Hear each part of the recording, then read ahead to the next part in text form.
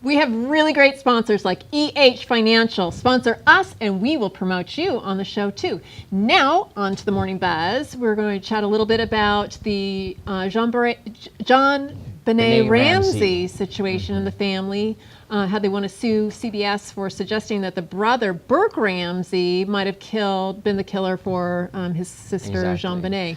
What an odd, bizarre twist of details, especially when he was being interviewed. I mean, it's really crazy what's going on, right? Oh, I know. And I remember when it came out initially, and my children were very young, and the little girl, while she's a few years older than my daughter, my children are all that same age bracket, and I just remember seeing that beautiful little girl and just thinking, oh my God, if that could have been, what if it was my child? This child was, murdered. They never found the person. And of course, your heart just goes out to this family.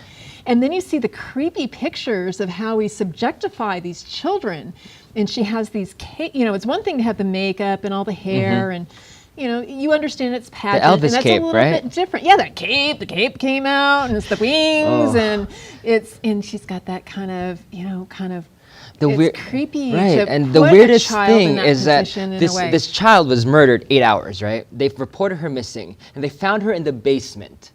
How weird is it for you to not have checked the basement while you're looking for a child? A sane parent, if you were a parent, you would look all over the house looking for the kid. Right. Why did you not go in the basement to see if your daughter was there?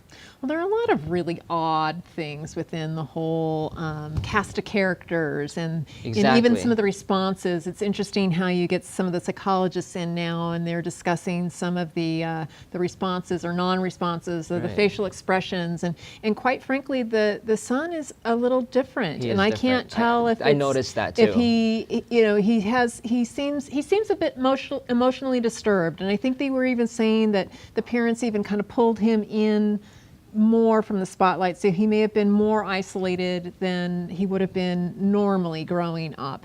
But he seems a little challenged socially, so that may have been part of his response. I don't know if you can sue CBS though, because it's weird, right? I mean, they're pointing it out, but they didn't say that he did it.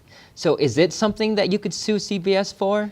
I don't know. And the other thing is that there's no statute of limitations on murder. There is so none. If Burke did this as a child, would he be given some kind of it's just, I mean, he would have been a child too. 9 years old. 9 years old. Again, another lose-lose situation, not a fun thing.